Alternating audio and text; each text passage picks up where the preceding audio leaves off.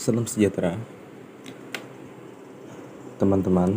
Perkenalkan, nama saya Indri Bagus Setiawan dengan NIM 2315354040. Hari ini saya ingin membahas topik yang sangat penting dan relevan dalam dunia kita yang semakin terkoneksi secara digital.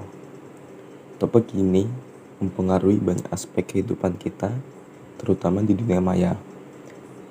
Tanpa basa-basi lagi, mari kita bahas tentang cyberbullying. Cyberbullying merupakan fenomena yang semakin merajalela di era digital ini. Mungkin beberapa dari kita sudah akrab dengan istilah ini. Namun penting untuk memahami apa yang sebenarnya terjadi dan mengapa kita harus memberikan perhatian serius terhadap masalah ini. Seiring dengan kemajuan teknologi dan perkembangan media sosial, keberadaan kita di dunia maya semakin besar. Namun, dengan peluang yang lebih luas tersebut, muncul pula tantangan baru. Salah satunya adalah cyberbullying. Cyberbullying adalah tindakan merendahkan, menghina, ataupun mengintimidasi seorang melalui internet atau perangkat digital. Mengapa kita harus peduli tentang cyberbullying di era digital ini? Pertama, kita harus menyadari bahwa dampaknya bukan hanya sebatas di dunia maya. Cyberbullying ini dapat menghancurkan kehidupan nyata seseorang, mempengaruhi kesehatan mental, emosional, dan bahkan fisik. Sekarang, kita hampir semua orang memiliki akses ke internet. Kita juga berbagi tanggung jawab untuk menciptakan lingkungan online yang aman dan mendukung. Cyberbullying menciptakan kerentanan, terutama di kalangan remaja yang terbiasa menghabiskan banyak waktu di dunia maya. Dalam diskusi kita hari ini, saya akan menjelajahi lebih dalam apa yang dimaksud dengan cyberbullying. Mengapa fenomena ini menjadi begitu meresahkan, dan bagaimana kita semua bisa berkontribusi untuk mencegah serta mengatasi masalah ini. Mari kita bersama-sama menciptakan dunia maya yang lebih aman dan positif untuk semua orang. Oke, mari kita masuk ke dalam pemahaman yang lebih mendalam tentang apa sebenarnya yang dimaksud dengan cyberbullying. Cyberbullying sendiri adalah tindakan merendahkan, menghina, ataupun mengintimidasi seseorang melalui media sosial, pesan teks, atau platform daring lainnya. Ini bukan hanya sebatas perdebatan online atau perdebatan pendapat, tetapi sering kali melibatkan serangan pribadi yang dimaksudkan untuk menyakiti secara emosional. Contoh-contoh dari cyberbullying bisa beragam, mulai dari komentar merendahkan di bawah unggahan media sosial hingga membuat situs web palsu yang dimaksudkan untuk merusak reputasi seseorang. Pesan-pesan teks yang mengandung ancaman atau bahasa kasar juga termasuk dalam kategori cyberbullying. Ini dapat mencakup mengungkapkan informasi pribadi, menyebarkan foto atau video yang memalukan, atau bahkan membuat akun palsu dengan maksud jahat. Perlu ditekankan bahwa cyberbullying memiliki perbedaan yang signifikan dengan pelecehan atau intimidasi konvensional. Dalam bullying tradisional, serangan seringkali terjadi di lingkungan fisik seperti sekolah, dan pelaku serta korban berada di lokasi yang sama. Namun, dalam dunia cyber ini, jarak fisik tidak lagi menjadi hambatan. Pelaku cyberbullying dapat berada di belahan dunia yang berbeda dan tetap menyasar korban secara online. Perbedaan ini menunjukkan kompleksitas tambahan dalam menghadapi cyberbullying. Anonimitas yang diizinkan oleh dunia maya dapat memberi keberanian pada pelaku untuk bertindak tanpa rasa tanggung jawab. Dengan pemahaman ini, kita dapat lebih baik menyusun strategi pencegahan dan perlindungan terhadap korban cyberbullying. Mari kita terus eksplorasi topik ini untuk memahami lebih dalam bagaimana kita dapat mengatasi tantangan ini secara bersama-sama. Pertama-tama, mari kita tinjau dampak psikologis dari cyberbullying. Korban seringkali mengalami tekanan mental yang signifikan, rasa malu, rendah diri, dan bahkan depresi dapat menjadi hasil dari serangan berulang yang dilakukan secara daring. Mereka mungkin merasa terisolasi, kehilangan kepercayaan diri, dan merasa kesulitan untuk membentuk hubungan sosial yang sehat. Dampak emosional cyberbullying juga sangat nyata. Rasa takut, cemas, dan stres menjadi sahabat sehari-hari bagi korban. Ketidaknyamanan ini dapat berdampak pada kesejahteraan umum dan kehidupan hidup mereka. Selain itu, ada juga dampak akademis. Korban cyberbullying seringkali kesulitan berkonsentrasi pada tugas-tugas akademis mereka. Stres yang ditimbulkan oleh pelecehan online dapat menyebabkan penurunan kinerja akademis yang pada gilirannya dapat mempengaruhi prospek masa depan mereka. Untuk memberi gambaran tentang keparahan konsekuensi cyberbullying, mari kita lihat beberapa statistik dari studi kasus. Menurut penelitian yang dilakukan oleh UNICEF, sekitar 86% remaja melaporkan bahwa mereka pernah menjadi korban cyberbullying. Angka ini sangat mencengangkan sejauh mana dampaknya telah menyebar di kalangan masyarakat. Sebagai contoh kasus, kita sebut saja remaja ini dengan nama Gabriel. Gabriel adalah seorang remaja yang mengalami konsekuensi serius akibat serangan cyberbullying dalam platform game. Gabriel adalah seseorang pemain perempuan yang sangat mahir dalam bermain game online, tapi seringkali menjadi target pelecehan verbal dari sesama pemain pria. Ketika dia berbicara di mikrofon untuk berkoordinasi dengan timnya, dia mungkin mendengar komentar seksis, lelucon merendahkan, atau bahkan ancaman.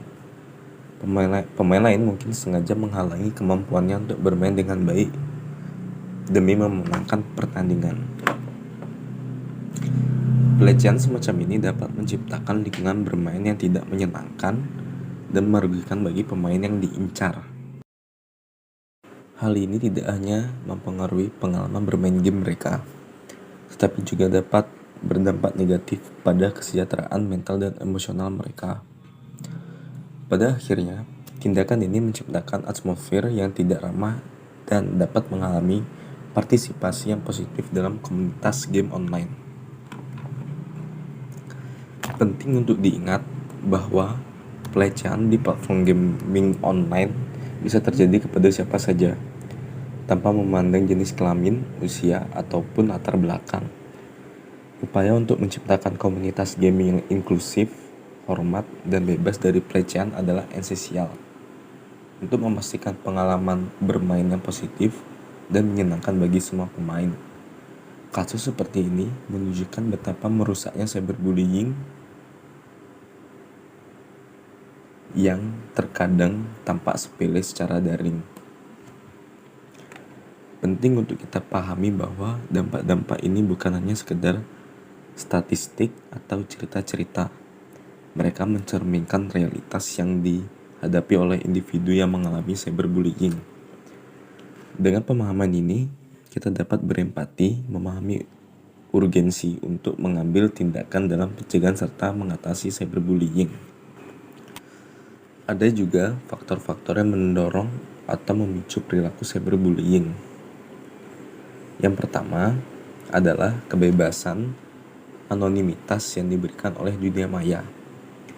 Sebagian besar platform game online ataupun platform online memungkinkan pengguna untuk menyembunyikan identitas mereka, memberi pelaku cyberbullying keberanian untuk bertindak tanpa takut diungkapkan. Inilah mengapa serangan online seringkali lebih kasar dan berani dibandingkan dengan perilaku di dunia nyata. Selanjutnya, frustasi dan rasa rendah diri dapat memicu untuk melakukan cyberbullying. Individu yang merasa tidak puas dengan diri mereka sendiri dapat mencari cara untuk mengeluarkan kekecewaan mereka dengan menargetkan orang lain secara online. Ini menjadi semacam mekanisme pelepasan emosi yang merugikan. Selain itu, ketidakmampuan atau ketidakmengertian terhadap etika berinternet juga dapat memicu cyberbullying. Beberapa orang mungkin tidak menyadari dampak dari kata-kata atau tindakan online mereka, dan tanpa sengaja dapat menyebabkan penderitaan pada orang lain. Mari kita beralih ke peran budaya daring dan norma sosial. Budaya daring mendorong perlakuan kasar atau menghina dapat menciptakan lingkungan yang mendukung terjadinya cyberbullying.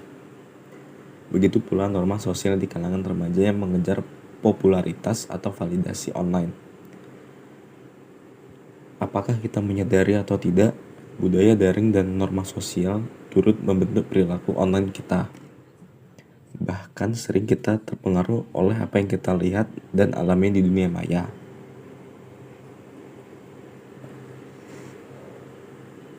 Oleh karena itu, penting bagi kita untuk membentuk budaya online yang positif, di mana etika dan rasa hormat menjadi nilai utama.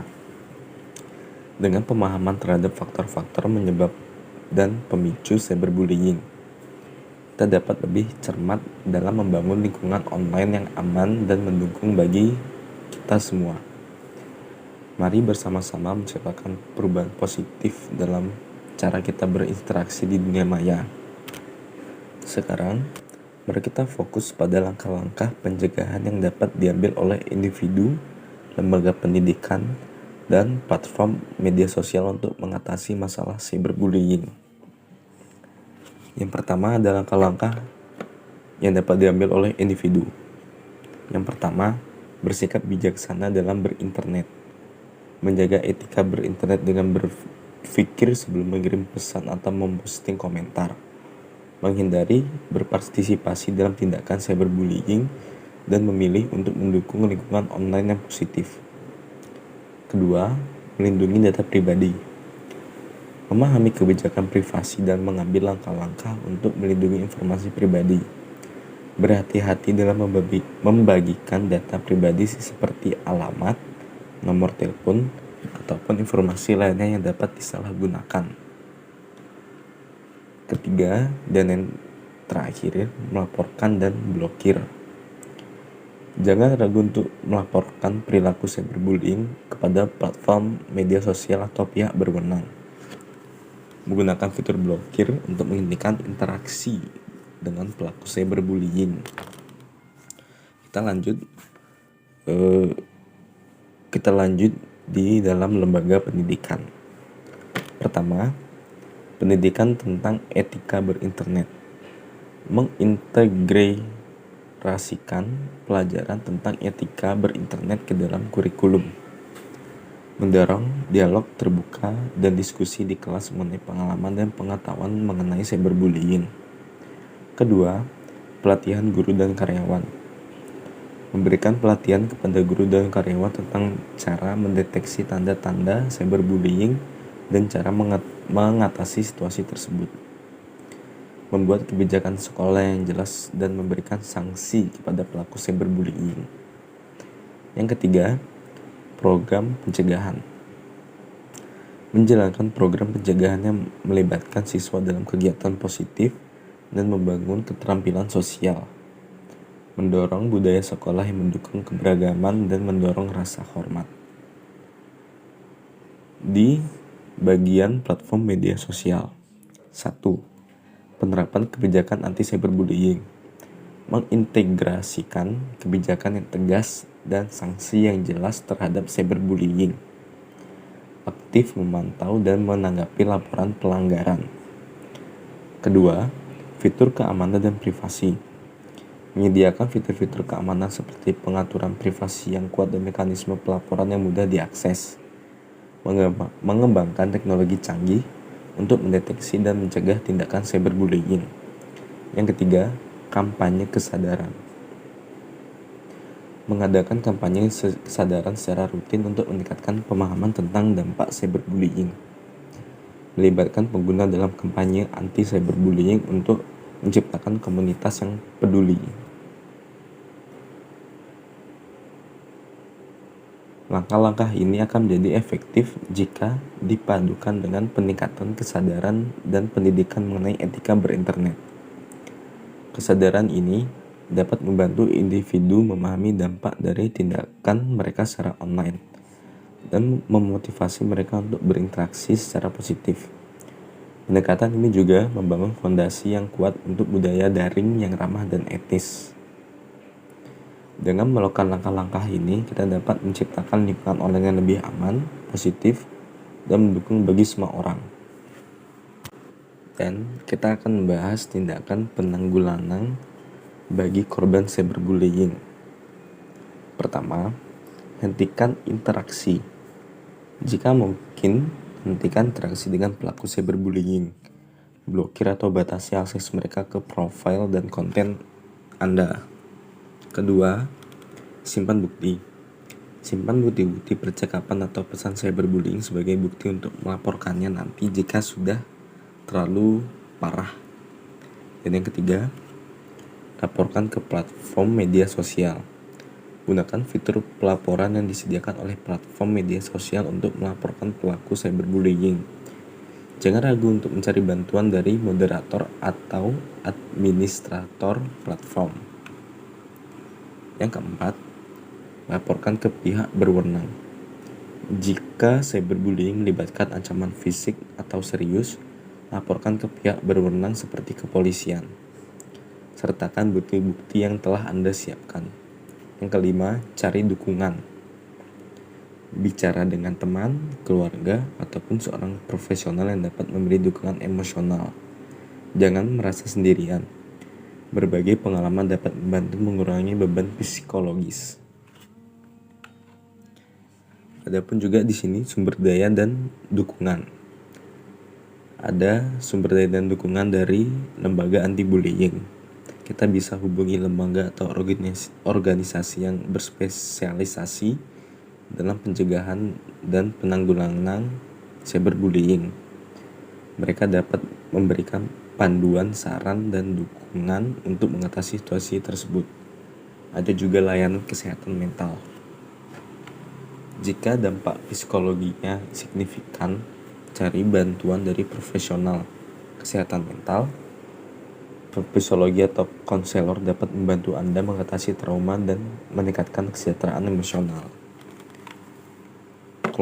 Ada kelompok dukungan. Bergabung dengan kelompok dukungan untuk korban cyberbullying. Interaksi dengan orang-orang yang mengalami pengalaman serupa dapat memberikan dukungan tambahan. Ada juga pusat pelaporan cyberbullying. Beberapa negara memiliki pusat pelaporan cyberbullying yang dapat memberikan bantuan dan arahan lebih lanjut. Gunakan sumber daya ini untuk mendapatkan bantuan yang tepat. Yang terakhir ini ada pendidikan dan kesadaran. Tingkatkan kesadaran kita tentang cyberbullying ini. Pendidikan mengenai etika berinternet dan kampanye anti cyberbullying dapat membantu mengurangi insiden ini. Dengan mengambil langkah-langkah ini, korban cyberbullying dapat mengambil kendali atas situasi dan mendapat dukungan yang mereka butuhkan.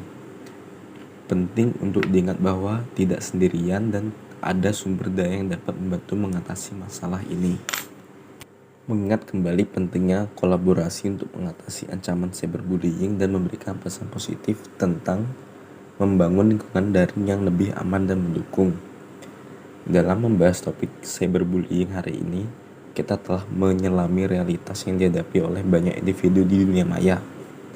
Namun, seperti yang telah kita bahas, kita tidak sendirian dalam menghadapi tantangan ini.